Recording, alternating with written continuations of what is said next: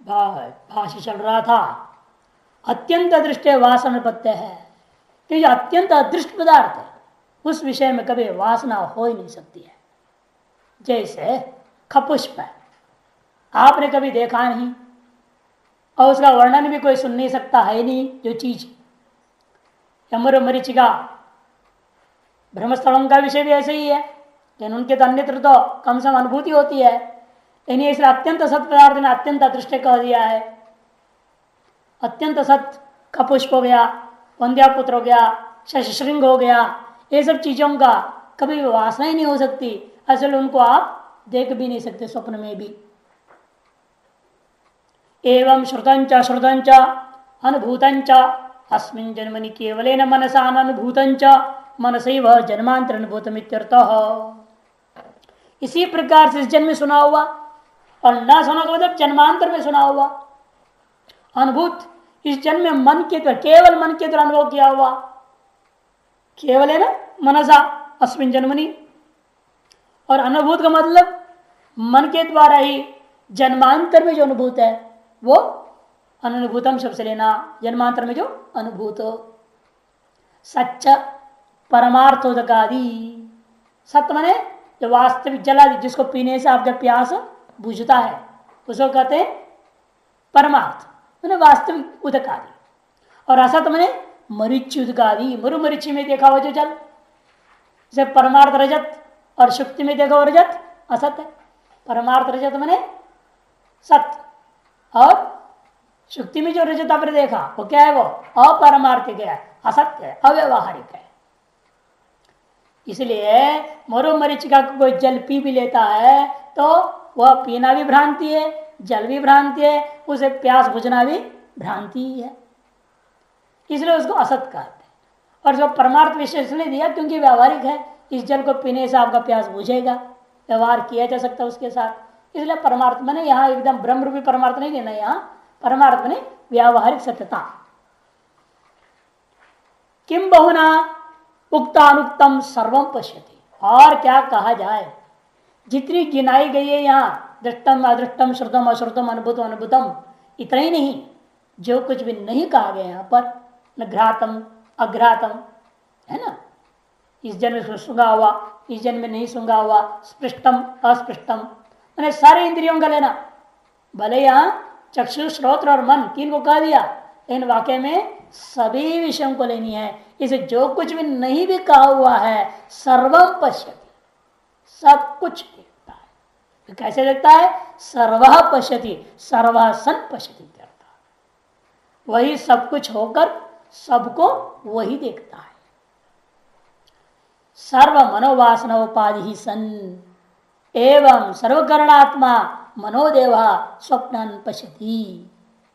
सर्व मनोवासना उपाधि ही, क्योंकि जो है इसमें मेरे टिप्पण दे रहे हैं, सर्व मनोवासना उपाधि, सर्व मनोवासना फिर उपहित मन उपभृत इति यावत्, सर्व विषय वासना भी उपवृतत्वादेव सर्वः सन सर्वं पश्यति इत्यर्थः।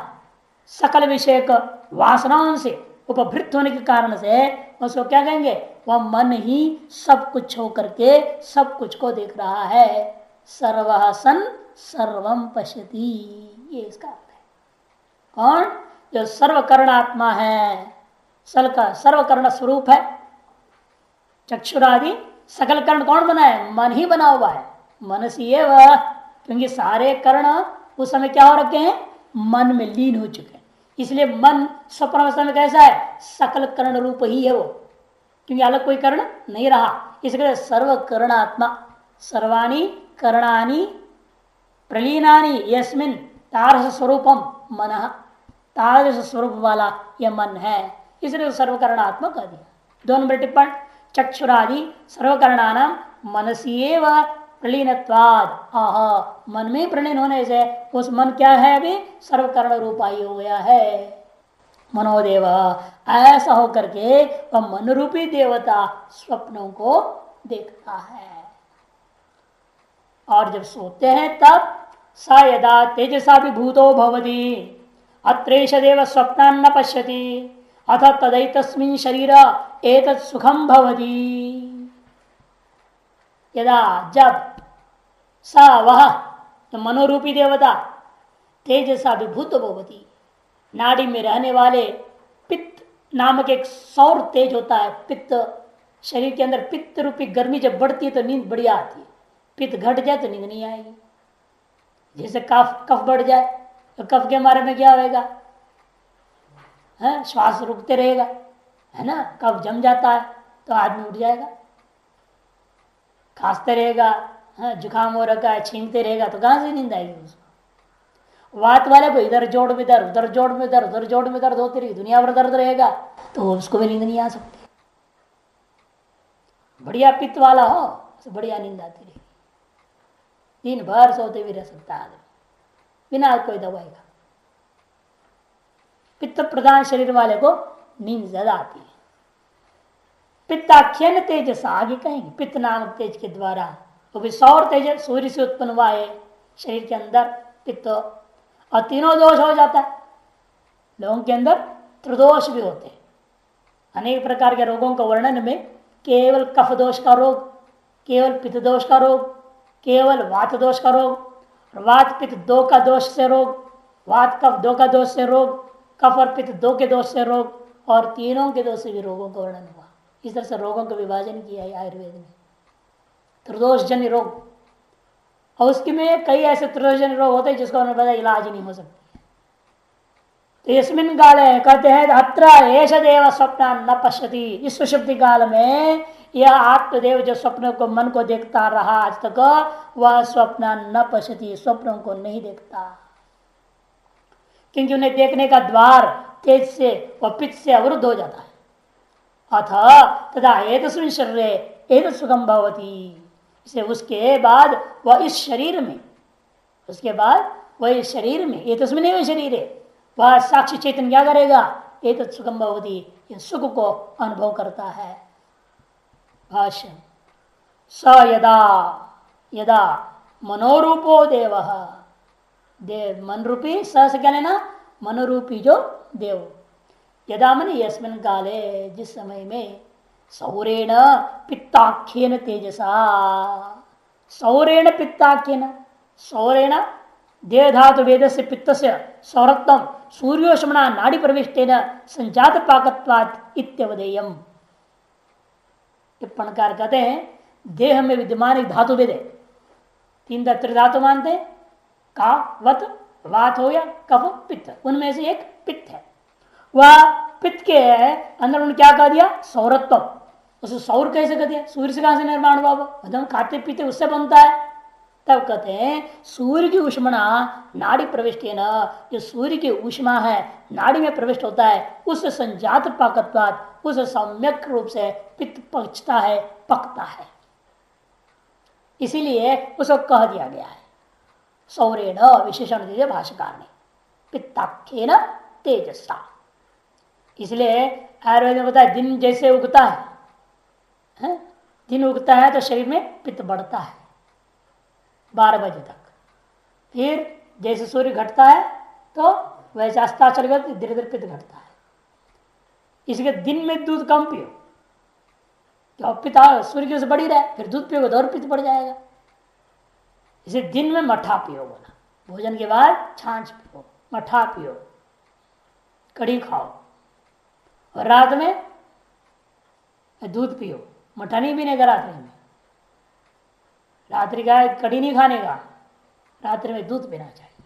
दूध से फिर क्या होगा, क्योंकि सूर्य के न होने से पित्त शरीर की घटेगी, दूध से पित्त बढ़ेगा, बैलेंस होएगा। बिल्कुल बढ़ेगा भी नहीं, क्योंकि उसे घी का अंश भी है, दूध में घी भी है ना, और घी क्या है, पित्तनाशक होता है। पित्तघ्न घृतम कहा है, पित्तघ्न घृतम। इसलिए वो इधर से दूध में सभी प्रकार की चीजें होने से वो विषमता को दूर करके समता को स्थापित कर देता, संतुलन बनाए रखता है। निशांते, और जब रात्रि बंद समाप्त हो जाए, सवेरे होते पहले पानी पीना चाहिए। भोजनांते तक्रम पिबेत, निशांते पह पिबेत, ठीक है। दिनांते दूध, दिनांते पह पिबेत, पह का तो अर्थ है, पह मैंने जल भी, पह मैंने दूध भी। दिनांते पह पिबेत और निशांते पह मैंने वहां जल, भोजनाते तक्रम विवेद, ये कहा गया। इसीलिए दिन का भोजन के बाद तक्र पियो, मट्ठा छाछ, उसे और पचाएगा बढ़िया हो। जो खाने से पित्त बढ़ गया, वैसे सूर्यग्रहण से पित्त बढ़ा हुआ रहता है, फिर खाने से और पित्त बढ़ जाती है, तो छाछ उसको ढंग से सेटल करेगा सब। और क्या, शरीर में गर्मी पित्त और कुछ नहीं है। नाड़ी शयन, उस तेज क्या होता है, नाड़ी शयन सर्वतो अभिभूतो भवति, जो नाड़ी में निरंतर रहता है, नाड़ी में ही रहने वाला है पित्ताक्य तेज, उसके द्वारा सर्वतो अभिभूत भवति, चारों तरफ से आपका मन क्या इंद्रियां सारी चीजें अभिभूत हो जाती है। तो मन कहाँ जाएगा, प्राण को ही आश्रित करता है। मन प्राण को आश्रित करेगा, और अविद्या में अथवा अविद्या में आश्रित मानते कुछ लोग, प्राण में लय होता है मानते हैं। पिता के निधन चिद्रूपेण ब्रह्मणा चैत्य द्रष्टव्यम, अतः चित्र ब्रह्म के द्वारा भी, ऐसा भी टीकाकार कर आनंदगिरी। तन्मन प्राण उपश्रयत यदि श्रुत्यंतरेण प्राण शब्द ब्रह्मणि तस्य लय विधानात्, प्राण शब्द से कथित ब्रह्म में ही मन लीन हो जाता है। ब्रह्म में लीन होने का मतलब क्या, ब्रह्म का आवरण अविद्या में लीन हो जाता है। हमेशा कार्य अपने कारण में लय होगा, कार्य है मन, उसका कारण वास्तव में अविद्या ही है, इसलिए अविद्या में लय होता है। तो इस तरह से पित्त ने क्या किया, इन सब को सर्वतोभूत भवति तिरस्कृत वासना द्वारो भवति, तिरस्कृत वासना द्वारो भवति, कि स्वप्नात्मना परिणत हो वासना द्वार, स्वप्न रूप में परिणाम होने का पीछे कारण कौन था, वासना, और वासना रूपी द्वार को ये पित्त ने क्या कर दिया, बंद ढक्कन लगा दिया, तिरस्कृत कर दिया। अब वासना उठेंगे ही नहीं, वासना अभिभूत हो गया। जब इस तरह से हो जाता है तदा सहकर्ण मनसो रश्मि हृदय उपसंहृता भवंती, कर्णों के सहित या मन ने क्या कर दिया, अपने वृत्ति रूपी रश्मियों को हृदय में ही उपसंहार करके बैठ गया। जिस सूर्य अपने सार रश्मियों को लेकर के सूर्यास्त को प्राप्त होता है, उसी प्रकार से मन ने अपने वृत्ति रूपी रश्मियों को समेट करके हृदय के अंदर बैठ गया। हृदय में अविद्या है, सब कुछ वही है ना, अविद्या में लीन होकर चुप उपसंहार को प्राप्त कर गया। यदा मनोदार अग्निवद अविशेष विज्ञान रूपेण कृष्ण शरीर व्याप्य अवतिष्ठते तदा सुषुप्तो भवति, कहने का तद हृदय में उपसंहार होगा मतलब क्या, वह अविद्या पूरा शरीर में छा जाता है, पूरे शरीर में अविद्या व्याप्त हो गया। इसे शरीर के किसी भी हिस्से में आपको ज्ञान नहीं है, कोई हाथ उठा रहा है कोई ज्ञान नहीं, इनके हृदय में मात्र रह जाए तो बाहर का ज्ञान होना चाहिए। इसे कहते हैं वास्तव में, कहने के लिए हम कह देते हृदय में उपसंहार कर गया मन अपने वृत्तियों के साथ, अविद्या में जब लय हो गया तो अविद्या के माध्यम से क्या है, जैसे पूरे लकड़ी में अग्नि व्याप्त है, जैसे कोई भी लकड़ी है, मेज है, इसमें भी है इस समय में अग्नि। अग्नि कहाँ है इसमें, इस लकड़ी में कहाँ अग्नि, उस कोने में है क्या, कण कण में व्याप्त है इसमें। उसी प्रकार से पूरे शरीर में वह अविद्या के साथ मन क्या हो जाता है, पूरा शरीर में व्याप्त हो गया और पूरा शरीर इसलिए सो जाता है। वही कहते था मनो दारुअग्निवत, दारुअग्नि मने लकड़ी में जो अग्नि, उसके समान अविशेष विज्ञान रूपेण। तो देख विचित्रता यह है, जब लकड़ी को जलाओगे तो पूरा लकड़ी एक साथ नहीं जलता है ना, जहां आग लग गया उसे एक जगह से शुरू होता है, धीरे धीरे सारे को जला देता है। लेकिन जब अग्नि से छिपी हुई है इस समय कैसा है, पूरे में व्याप्त है, अविशेष रूप में व्याप्त है। जब विशेषण प्रकट होगा तो एक किनारे से जलता होकर प्रकट होगा। कभी लकड़ी एक साथ झटी पूरी की पूरी लकड़ी नहीं जलती है, एक किनारे से जलता हुआ चलता है। इस तरह से यहां पर भी समझना है, इसे कल धार अग्निवज्ञान के दृष्टान दिया, अविशेष विज्ञान रूपेण, अविशेष विज्ञान रूपेण मनो ही विज्ञान रूपम एवं वृत्त्युद्भवे च विशेष विज्ञान रूपम। मन हमेशा विज्ञान रूप है ही है, किंतु वृत्ति को होने पर विशेष विज्ञान रूप हो जाता है। और वह सुषुप्ति में नहीं रहा, अविद्या विलीनत्वात्, 5 मिनट टिप्पणी में स्पष्ट है, अविद्या विलीनत्वात् अविद्यात्मना कृष्ण व्यापित्वम तस्इत्यवदेयम्, अविद्या रूप से वह संपूर्ण देव में व्याप्त होने के कारण से उस इस समय सुषुप्ति काल में वह विशेष विज्ञान रूप वाला नहीं रह जाता है, संपूर्ण शरीर को व्याप्य अवतिष्ठते। तदा जब ऐसा होता है मन का हाल, तब कहा जाता है सुषुप्तो भवति, ये व्यक्ति सोया है। अत्र काल एष मनाज्ञो देव स्वप्न न पश्यति दर्शन द्वार से निरुद्धत्वात्। इसलिए अत्र मने एतस्मिन् काले, इस सुषुप्ति काल में, एष यह जो मनाख्यो देव, मन नाम का जो प्रकाशन करने वाला देवता, विषय आदि को प्रकाशन करता है वाला जो देवता, तो क्या किया, न पश्यति, नहीं देखता है। मूल में पश्यति शब्द नहीं छपा है तो लिख लेना भाष्य में, देव स्वप्नान न पश्यति।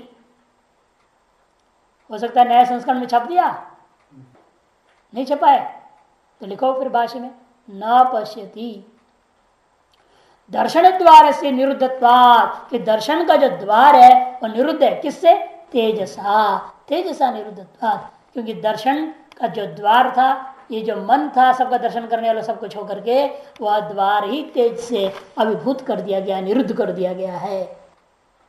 अथ तदैतस्मिन् शरीर एतत् सुखम भवति, इसलिए उसके अनंतर क्या हो जाता है, उस समय यह इस शरीर में एतत् सुखम भवति, यह सुख होता है। यद विज्ञानम निराबाधम अविशेषण शरीर व्यापकम प्रसन्नम भवति, इस शरीर सुख होता है जो कैसा है, बाधा रहित है, निराबाधम। वह सुख विशेष सुख जैसा नहीं है, क्योंकि सुख कौन सा सुख अनुभव कर रहे हैं हम, अपने स्वरूप सुख को अनुभव करते हैं। अतएव निराबाधम अविशेषेण माने सामान्य रूप से संपूर्ण शरीर में, शरीर व्यापकम, व्याप्त ऐसा एक विलक्षण विज्ञान ही सुख रूपेण विद्यमान है। विज्ञान विज्ञान आनंदम ब्रह्म, एक विज्ञान ही आनंद रूप है, उसका हम अनुभव कर रहे हैं। विज्ञान रूपम स्वरूप सुखम इत्यर्थ, आंध्र इसलिए साफ कर देते हैं, विज्ञान रूप में स्वरूप सुखम, स्वरूप सुख ही है। स्वरूप सुखम एवं विशेष विज्ञान रूप विक्षेप भावे निर्वातस्थ दीप प्रभावत सम्यक प्रकाशते। स्वरूप सुख जो है विशेष विज्ञान रूपी विक्षेप का अभाव होने के कारण से निर्वातस्थ दीप के समान सम्यक प्रकाशित हो जाता है। ये आनंदगिरी में साफ कर रहे हैं इस बात को। प्रसन्नम भवति इत्यर्थ, इसका मतलब उस समय अत्यंत प्रसन्न रहता है। इसलिए आदमी का असली चेहरा, प्रसन्न चेहरा वास्तव में निद्रा, पूर्ण गाढ़ निद्रा में ही दिखती है। बाकी से बनावटी रहता है उसकी प्रसन्नता, सारी चीजें जो है, क्योंकि अंदर जाने एक प्रकार का टेंशन है, परेशानियां हैं, नहीं दुख है, चिंताएं हैं, इनमें बाहर से मुस्कुराते रहता, हंसते रहता है, प्रसन्न रहता है। व्यवहार मजबूरी है, व्यवहार क्या है, इसको मजबूरी को। व्यवहार में तो ये नहीं कहा आपको कि आप नाटक कीजिए, आप प्रसन्नता में प्रसन्नता प्रकट कीजिए, ये तो नहीं कहा व्यवहार करने। ये तो आपकी अपनी मजबूरी है, आप छिपाना चाहते हैं असलियत को। चक्कर ये है, अपनी असली दुखों को छिपाना चाहते हैं, असली चिंताओं को छिपाना चाहते हैं, तो क्या करें?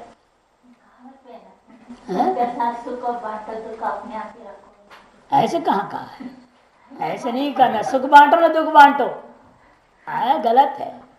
कहाँ कहा है, ऐसी कोई कहावत है ही नहीं वास्तव में। वास्तव में ऐसा बात नहीं होता है। सुख बांटो का तात्पर्य अलग है, दुख न बांटो का तात्पर्य अलग है। व्यक्ति उसको अलग ढंग से ले लेता है कि नहीं? उसका तात्पर्य होता है कि सबके सामने अपना दुख नहीं प्रकट करना चाहिए, क्योंकि लोग हैं नाजायज फायदा उठाएंगे, इसलिए कहता है। और सुख जितना भी बांट लो, उससे कोई नाजायज फायदा नहीं उठता है। यद्यपि उसमें भी सतर्क करना पड़ता है, क्योंकि उसमें जलन होती है लोगों को। जलन वाले लोग तंग करेंगे, फिर फंसाएंगे। इसलिए दोनों में नियंत्रण के साथ होता है। सबके साथ बांटो, ये कि सबके साथ में सुख बांटते रहो तो फिर सब आपको एकदम टांग खींच के नष्ट कर डालेंगे।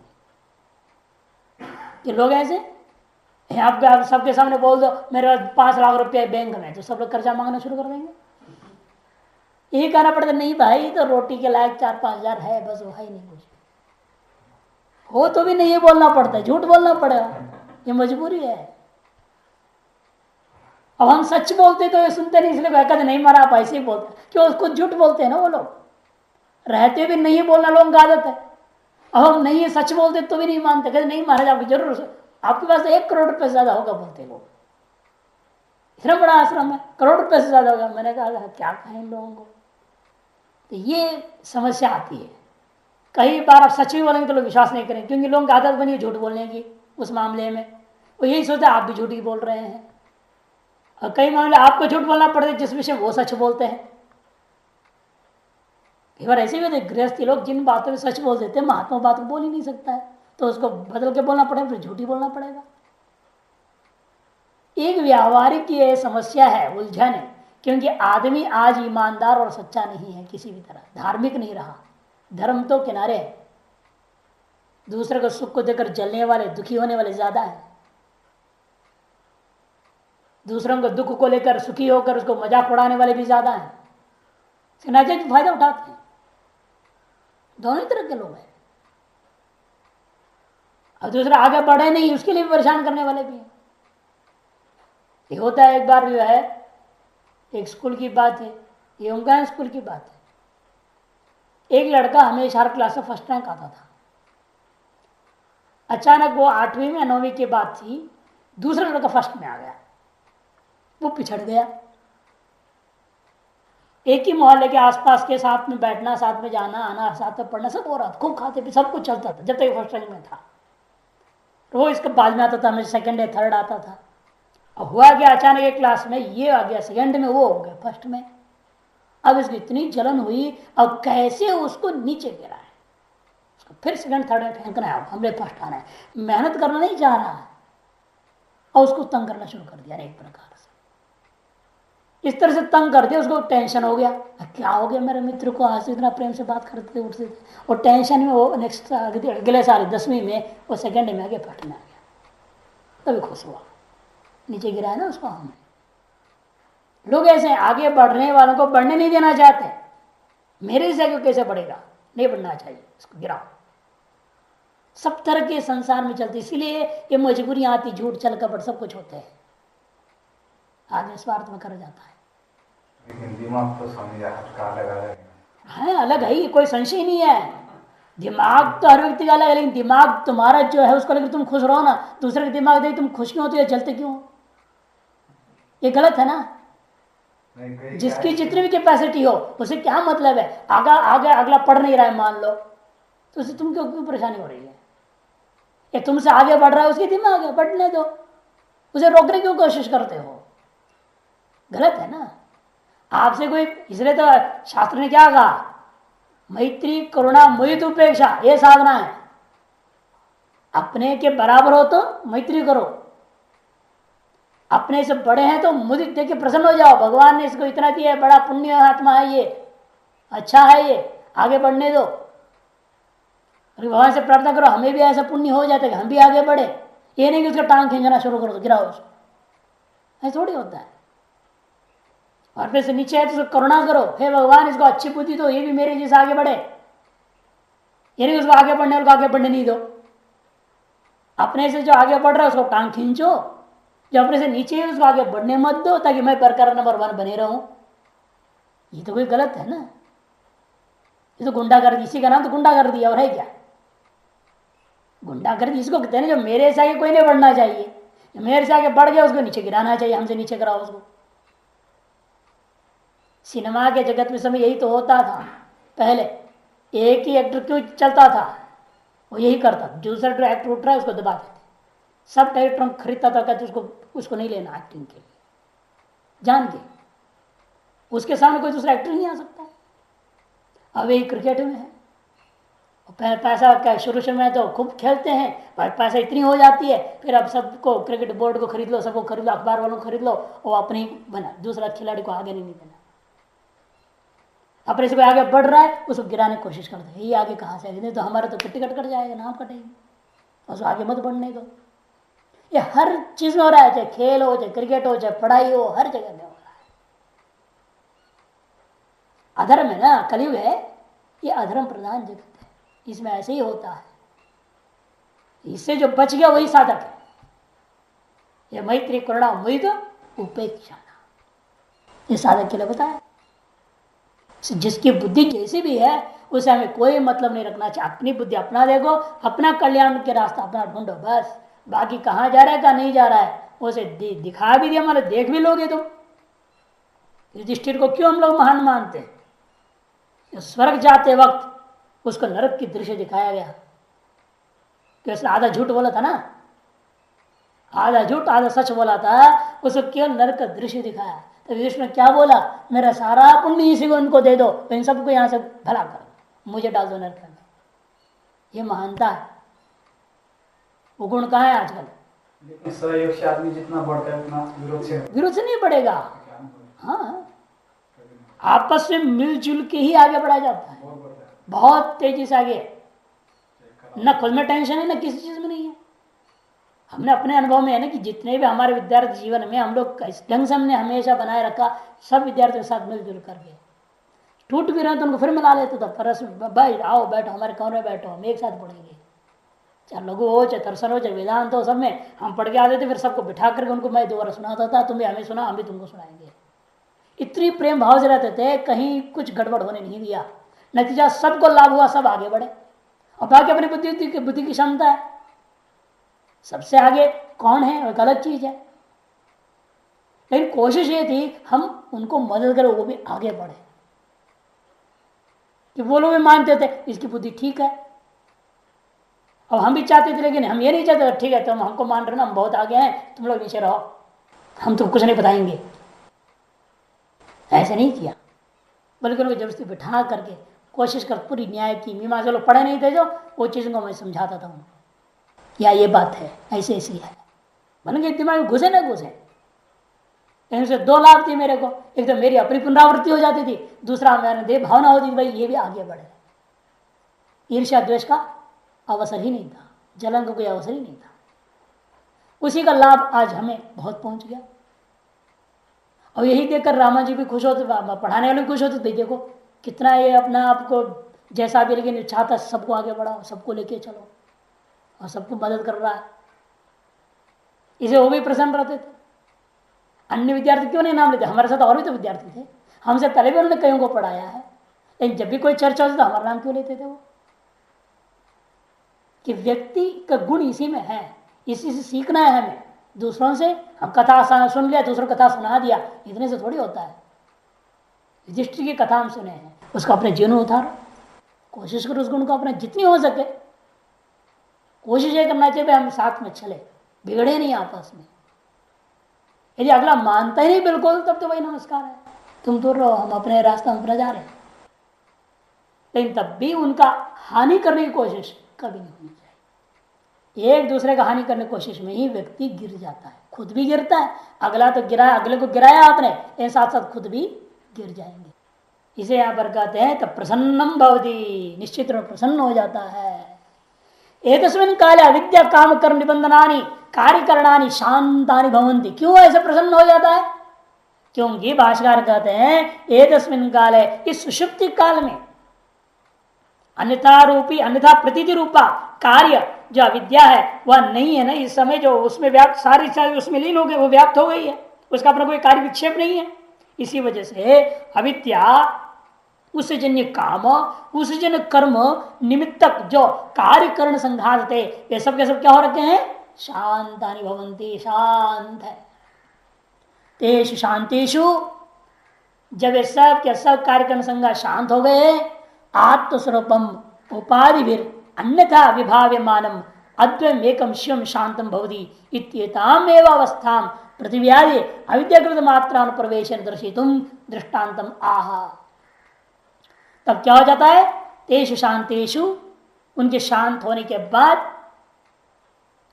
उपाधिभिर अन्यथा विभाव्यमानम आत्मस्वरूपम, जो उपाधियों के द्वारा हमेशा विपरीत रूप में प्रकाशित होता हुआ जो आत्मस्वरूप था, कैसा है आत्मस्वरूप? अद्वयम, अद्वैत, एकम, एक, कल्याण रूप है, शांत है, वो प्रकट हो जाएगा।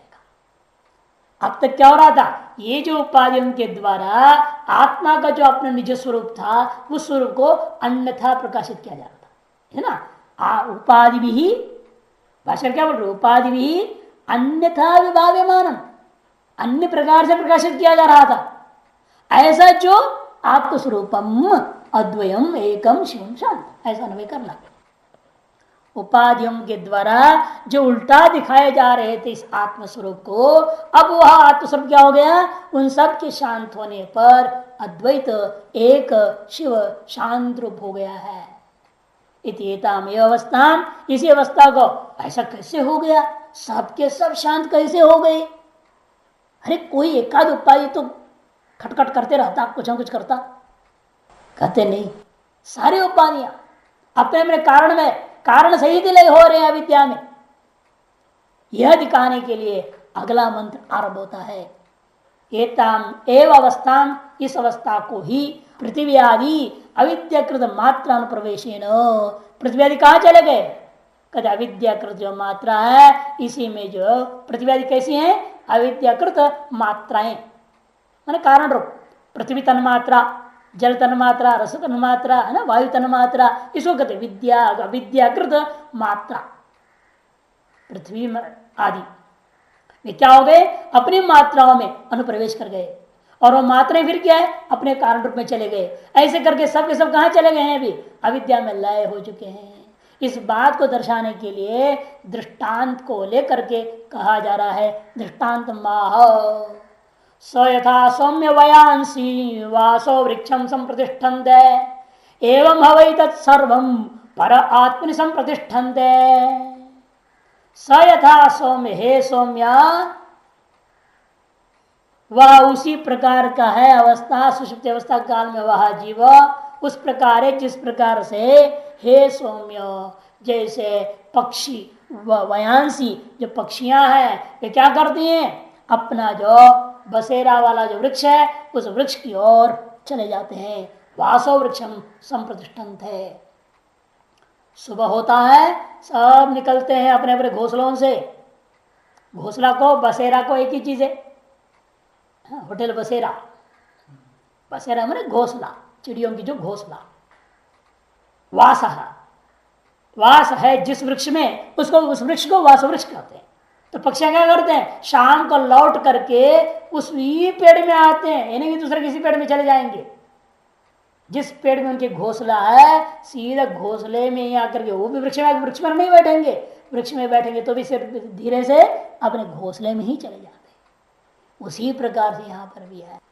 वासवृक्षमेवं हवै तत्सर्वम, इसी प्रकार से समझो वह सब के सब इस पर आत्मा में ही स्थित हो जाते हैं, है ना। वो प्रश्न था ना, कहां पर संप्रतिष्ठित होते हैं? आत्मा में ही संप्रतिष्ठित होते हैं। ये जवाब होगा। अनेन आनंदमय कोश शब्दितम अनुविव्यक्त मनादि वासना अज्ञानम सुषुप्त धर्मी इत्युक्तम पंचम प्रश्न सूत्रम तृतीय तुरीय स्वरूपम विवेक सौकर्याद विविच्य अत्र उच्यते इत्याह एतस्मिनिति। आंधगिरी वितरण का दे रहे हैं।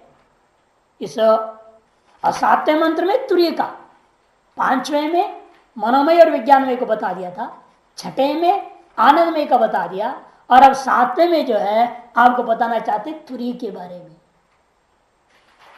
आनंदमय को शब्दितम अनविव्यक्त मनादि वासनावद अज्ञान, जिसमें अवासना आदि युक्त मन अभिव्यक्त नहीं है, ऐसा सुषुप्ति धर्मी कह दिया गया।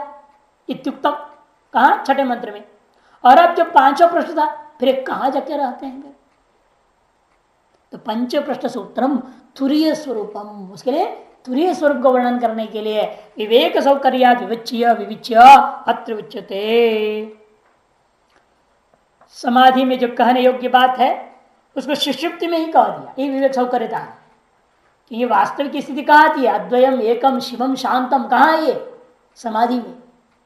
इस समाधि में जो अनुभव में होने वाला उसको आपने सुषुप्ति में ही आरोप करके केवल अनायास आपको समझ में आ जावे, सरलतापूर्वक समझाने के लिए सुषुप्ति को समाधि को ऐक्यता करके व्याख्या कर दिया जा रहा है।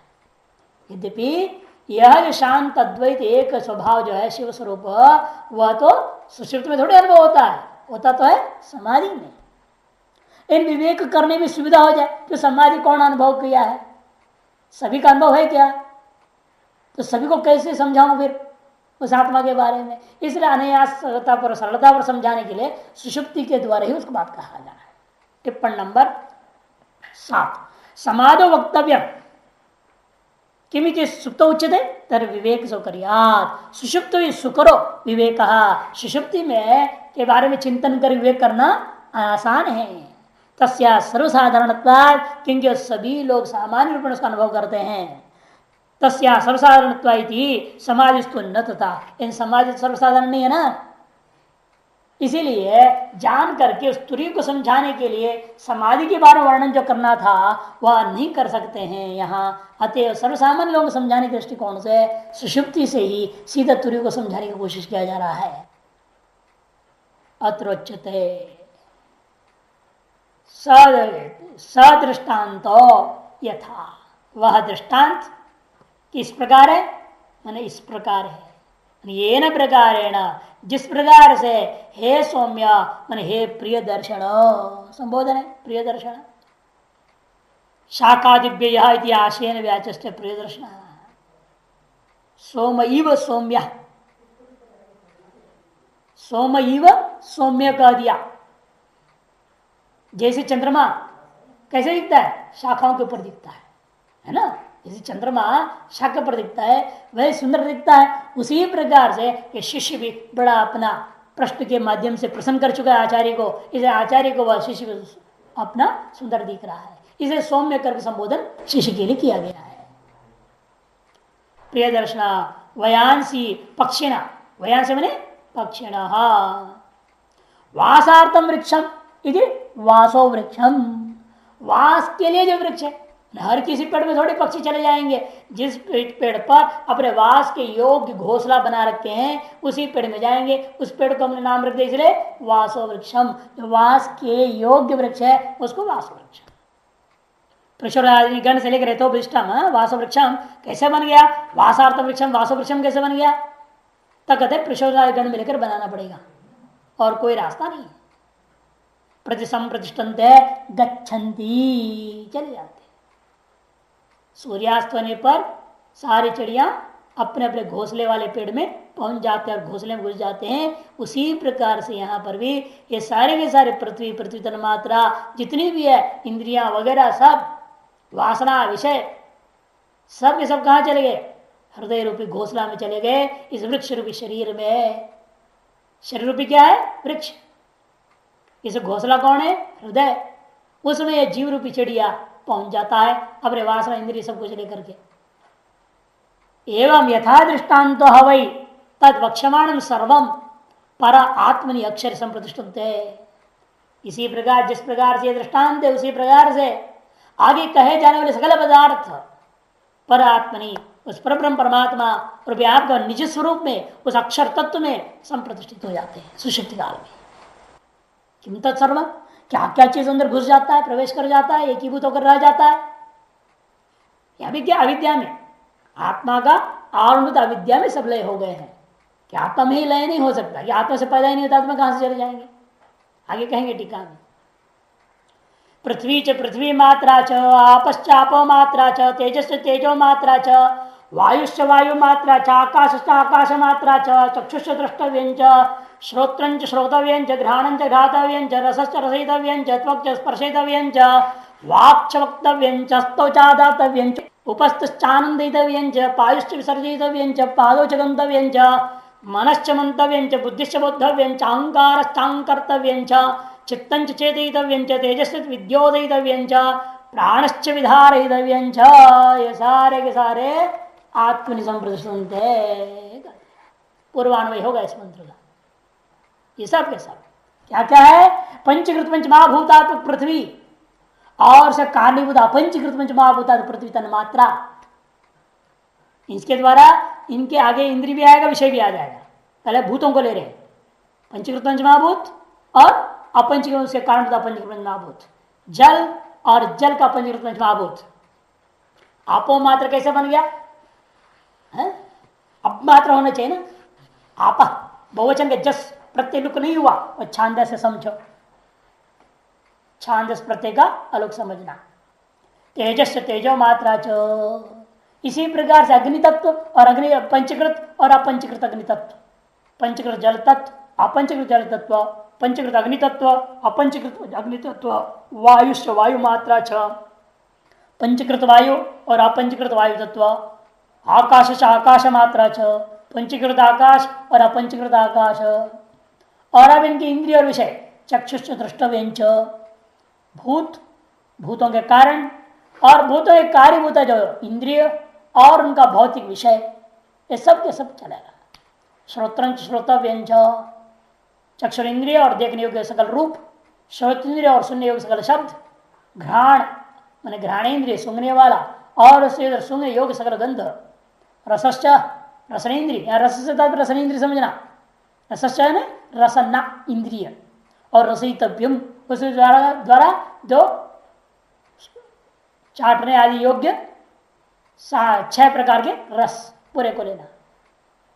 पक्ष स्पर्शितव्यंच त्वगिंद्रिय और स्पर्श योग्य स्पर्श स्पर्श शीतोष्ण स्पर्श, वाणी और वाक वक्तव्यम, वाणी और वाणी के बोलने योग्य सकल शब्द, हस्तव हाथ और ग्रहण करने योग्य पदार्थ, उपस्थ जनेन्द्रिय और उसे आनंद करने योग्य पदार्थ, पायु माने गुदा उसे विसर्जनीय विसर्जितव्यम उसे त्याग योग्य मल आदि, पादोच गंतव्यंच पैर और गंतव्य देश स्थान, मन और मंतव्य मनन करने योग्य वस्तु, बुद्धिश्च बोद्धव्यंच बुद्धि और बोधितव्य पदार्थ, निश्चेतव्य पदार्थ निश्चय करने योग्य पदार्थ, अहंकार और अहंकार रूप विषय अहंकर्तव्यंच, चित्तंच चित्त और चेतनीय पदार्थ चेतितव्यंच, तेजस् विद्योतितव्यंच तेज और प्रकाशी जो पदार्थ, तेज के द्वारा प्रकाशी जो प्रकाशक और प्रकाश के योग्य वस्तु, प्राण और उसके द्वारा धारण करने योग्य वस्तु, ये सारे पदार्थ आत्मा में लीन हो जाते हैं। पृथ्वी च स्थूला पंचगुणा, पृथ्वी शब्द क्या लेना, स्थूल पृथ्वी पंचीकृत पंचमहाभूतात्मक, जिसमें 5 गुण है, और तत्कारणा च पृथ्वी मात्रा च गंध तन मात्रा, और जो कारण का वस्तु कौन है, पृथ्वी मात्रा माने गंध तन मात्रा, पृथ्वी तन मात्रा अर्थात गंध तन मात्रा, वह पंचकृत पंचमहाभूतात्मक है। अपंचकृत पंचमहाभूत में क्या विशेषता है, वह सब में एक एक ही गुण होता है। पंचीकृत में घटता है, पृथ्वी में 5, जल में 4, तेज में 3 है कि नहीं मुख्य रूपेण, और वहां वैसे सभी होते हैं, गौण होते जाता है। जैसे जल में गंध कौन है, आगंतुक है कि नहीं। इसी प्रकार से अग्नि में शीस्पर्श है क्या, जैसे पंचीकृत में तो अग्नि, पंचीकृत अग्नि में जल भी तो है, लेकिन शीस्पर्श अभिभूत हो गया, न के बराबर हो जाता है। गंध भी अभिभूत हो जाता है, उपाधिवशात अभिव्यक्त होता है, केवल उपाधिवशात अभिव्यक्त होता है केवल। इस तरह से सारी चीजों में है। तो इसलिए यहां जान के बोला पंचगुणा, पृथ्वी के लिए क्या कर दिया, 5 गुण वाली, पृथ्वी मात्रा च गंध तन मात्रा तथा आपश्च और जल, वहां पर क्या मानेंगे हम, 4 गुण ले लेंगे, और 1 गुण से गौण हो जाता है। आपो मात्रा, या केवल एक ही गुण रहेगा, स्पर्श या रस। तेजस तेजो मात्रा च, ये स्पष्ट है, उसी प्रकार सबको लेना। पंचकृत पंचमहाभूतात्मक अग्नि और उसका कारणभूता अपंचकृत पंचमहाभूतात्मक अग्नि, वायु से वायु मात्रा च, वायु पंचकृत पंचमहाभूतात्मक वायु और उसका कारणभूता अपंचकृत पंचमहा स्पर्श तन मात्रा, अपमात्रा में रस तन मात्रा, तेजो मात्रा मने रूप तन मात्रा, वायु मात्रा से स्पर्श तन मात्रा, और आकाश आकाश मात्रा च, आकाश में पंचकृत महाभूत और आकाश मात्रा से शब्द तन मात्रा लेना, किसको लेना है, शब्द तन मात्रा। स्थूलानि च सूक्ष्म भूतानि तीर्थ, कहने का मतलब जितनी भी स्थूल और सूक्ष्म समस्त भूत लय हो जाएगा, आपके लिए कुछ भी नहीं है। जब आप सो जाते हैं, आपके न ये बाह्य स्थूल भूत है न सूक्ष्म भूत है, कुछ भी नहीं है। आप सो गए तो सो गए, खत्म, कहने आपके संसार ही नहीं है। संसार कहाँ है आपके लिए, जब आप सोते रहते हैं तो आपके लिए ये संसार ही नहीं होता। इसलिए कहते सब गया, कहाँ चले गए, सब आत्मा में ही प्रतिष्ठित हो जाते हैं। सब के सब आपके अपने स्वरूप में ही, स्वरूप का आवरण होता अविद्या में, वास्तव में। तथा चक्षुष इंद्रियम रूपम च द्रष्टव्यम च, चक्षुष लेना इंद्रिय विषय जो, और द्रष्टव्य से रूप, श्रोत्रंच श्रोत्रव्यंच, इसी प्रकार से श्रोत्र से श्रोत इंद्रिय, श्रोतव्य शब्द से क्या लेंगे आप? शब्द। घ्राणंच घ्रातव्यम, घ्राण में घ्राणेन्द्रिय नाक, और उसके सूंघने योग्य गंध। रस रसयितव्यंत, रस से रसनेन्द्रिय, और उसके रसयितव्य क्या है? षट रस। त्वक स्पर्शितव्यंच, त्वक मैंने चमड़ा जो उसके जो विद्यमान त्वक इंद्रिय, और स्पर्श करने योग्य त्रिविध स्पर्श। वाक् च वक्तव्यंच, वाणी से बोल योग्य जितने भी विभिन्न प्रकार की भाषाएं।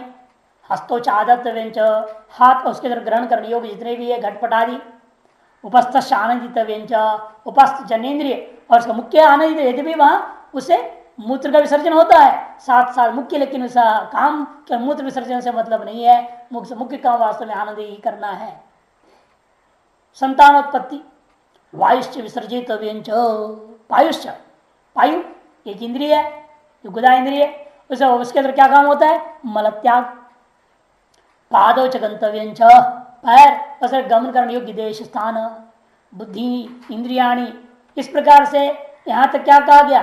जितने भी ज्ञानेन्द्रिय ले लिया और कर्मेंद्रियों, ज्ञानेन्द्रियाणी कर्मेंद्रियाणी तदर्थाश्च उक्ता, ज्ञानेन्द्रिय कर्मेंद्रिय उनके अर्थों को कह दिया। इस स्थूलभूत सूक्ष्मभूत ज्ञानेन्द्रिय कर्मेंद्रिय और उनका विषय, ये सारी चीजें कह दिए गए। अब अंतकरण में आ रहे, मनश्च पूर्वोक्तम मंतव्यंच तद विषय, मन पूर्वोक्त है, उसका मंतव्य क्या है? इस जन्म में अनुभूत, पूर्व जन्म में अनुभूत वासना रूपेण। बुद्धिश्च, बुद्धि क्या है? निश्चयात्मिका। बुद्धव्यंच तद विषय, उसका निश्चय करने योग्य पदार्थ सब उसका विषय है। अहंकारश्च अभिमान लक्षणम, अहंकार क्या है? अभिमान रूपा अंतकरणम। अहंकर्तव्यंच तद विषय, और अहंकर्तव्यता क्या है? उसका विषय है। चित्तंच, चित्त क्या है? चेतनावद अंतकरणम, चेतनावद एक अंतकरण विशेष है, वही चिदाभास है। स चिदाभास में त्यर्था, 1 नंबर टिप्पण। अथवा चेतना मन चिंतनम इत्यर्था, चेतन चिंतन का विषय। तेजश्च त्वगिंद्रिय व्यतिरेकेण प्रकाश विशिष्टा या त्वक्तया निर्भाष्य विषय विद्योतव्यम। तेज क्या लेना यहां पर? जो त्वगिंद्रिय से भिन्न लेकिन त्वचा में रहने वाला एक प्रकाश विशिष्टा कांति, चमड़े में चमक होती है। जैसे क्या होता है, इसलिए आदमी मरता है तो धीरे धीरे चेहरा पीला पड़ जाता है, सफेद हो जाता है, जहर वगैरह खाया हुआ तो नीला हो जाता है। वो जो तेज थी चमड़े में, जो जिंदा अवस्था में, वो तेज नहीं रह जाता है। उसको तेज सबसे लेना है चमड़े विद्यमान जो कांति विशेष, उसके निर्भाष्य विषय विद्योत शब्द से कहा। उसे जो निर्भाष्य विलक्षण चीज है उसी चीज का विद्योत शब्द से कहा गया है। प्राणश्च सूत्रम, प्राण से क्या लेना? सूत्रात्मा। प्राणश्च सूत्रम, प्राण शब्द से यहाँ, क्योंकि सारी चीज आ गई ना, पृथ्वी पर सारी चीज कहाँ रहेगा? आपके प्राण में थोड़ी रहेगा, प्राण तो शरीर में जिंदा है, उसे थोड़े सारे चले गए। और ये जो प्राण है वायु के कार्य है, इसमें कहां से सब लय हो जाएगा? आकाश में कहां से उसमें लय हो जाएगा? इसलिए यहाँ प्राण शब्द क्या लेना है? सूत्रात्मा हिरण्यगर्भ को।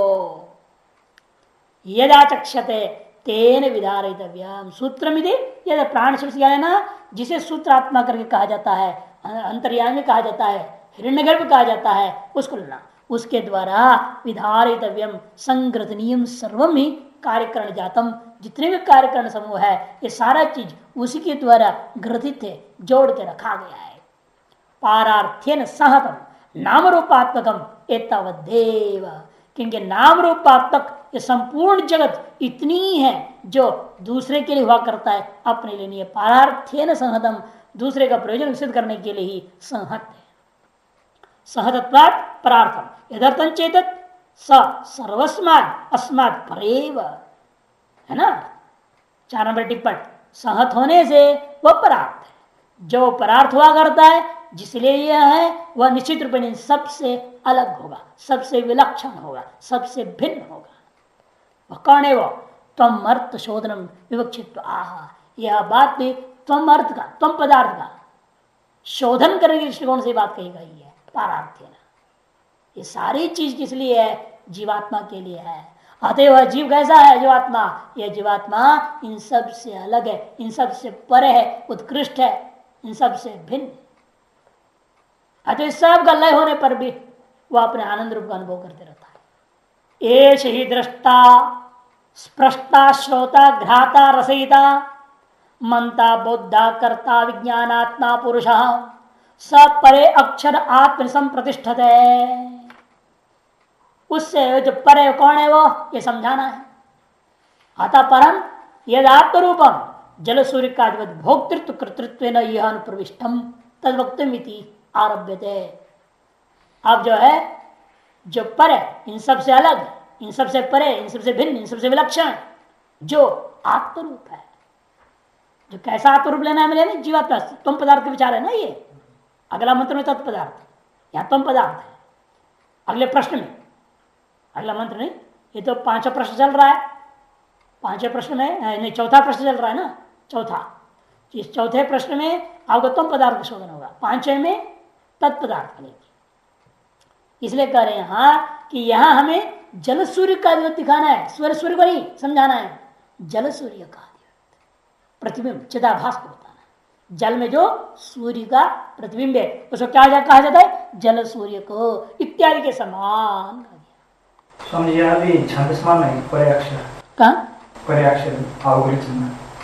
किधर है मंत्र में? क्यों पराक्षर कैसे होगा? पराक्षर सप्तमी है ना, सप्तमी है। नहीं नहीं क्यों?